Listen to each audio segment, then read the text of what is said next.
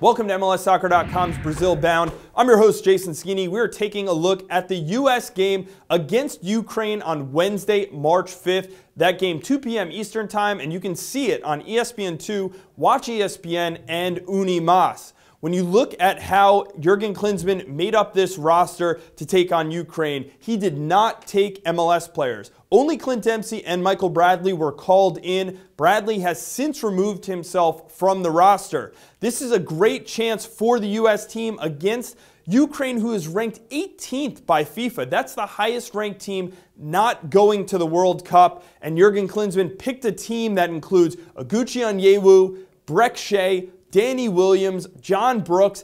This is not exactly a first team for the U.S. squad. He did call in Julian Green, the Bayern Munich youth product, to get a look at him, although he will not be eligible to play in the game on Wednesday. For more on Klinsmann's roster selections, let's bring in my teammate here, Simon Borg. And Jason, I have big problems with Jurgen Klinsmann's roster selection because 3 months from the World Cup, you use an opportunity like this in Europe against a team of the quality of Ukraine to put your starting lineup out there to the extent you can, considering injuries. And he's not doing it here. He's given an opportunity to fringe players, and we're talking the last 4 or 5 guys on the roster, and frankly, this doesn't make much sense to me at this juncture. So the entire back line should be there for this game. It would have been an important test for them against Ukraine. We're talking about guys like Brad Evans, Matt Beasler, Omar Gonzalez, and invaluable experience for them. And I get they have MLS games coming up, the opening weekend. But I believe this is important enough that MLS for one weekend would have made that concession. And look, it's not just the back line, it's up top as well, where you're missing guys like Landon Donovan and Graham Zusi. For an attack that's far from the finished product,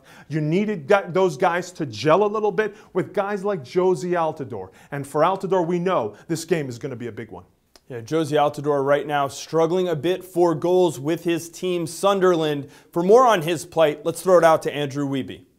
Sometimes the goals come in bunches, and sometimes they come not at all. Unfortunately, the latter is the situation facing U.S. men's national team striker Jozy Altidore. Just 2 goals for Sunderland after a questioned move in the summer of 2013. And now, in the latest blow, not even on the bench for the Black Cats League Cup final against Manchester City. And that's why all eyes will be on Altidore against Ukraine. He needs a performance. Does he need a goal? Surely. Every striker needs a goal, but more than anything, Jozy Altidore in U.S. colors needs confidence. He needs the belief that the last 6 to 7 months, those aren't indicative of his qualities. And against the Ukraine team, that's certainly going to be strong. They're certainly going to be active. He's going to have his hands full. We saw him perform against Bosnia in 2013. Can he do the same against another Eastern European power? We'll just have to wait to see. Perhaps 2014 rides on it. Now for a primer on the U.S. opponent, let's throw it out to San Francisco and our own Matt Doyle. Thanks, guys. I'm Matt Doyle, MLSsoccer.com's armchair analyst, here to give you a quick breakdown of Ukraine. They'll play a 4-2-3-1 that often looks like a lopsided 4-4-2, and they'll try to hit you through the wings. The reason it'll look like a lopsided 4-4-2 is that the right-sided winger, Andrei Yarmolenko, likes to push up high, get the ball on his left foot, and use his blazing speed to run the channels in between the U.S. left back and left center back. That'll be the main danger man in the final third.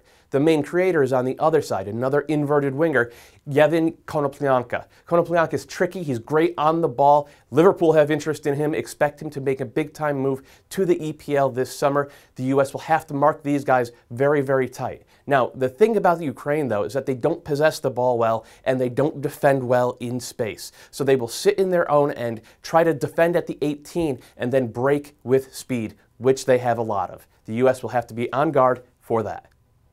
Well, Simon, it's not always about the result on the field in these friendlies, but tell me how you think it's going to play out. Jason, I don't see many goals in this one because Ukraine, they're a quality side, but they lack finishers up top. And then they're a hardworking team, a destructive team. The U.S. will struggle to create against them. I see a 0-0 draw. All right, I think the U.S. scratches a goal here, continues the success that they've had on European soil. Remember, you can see this game Wednesday, March 5th, again on ESPN2, Watch ESPN, and Unimas.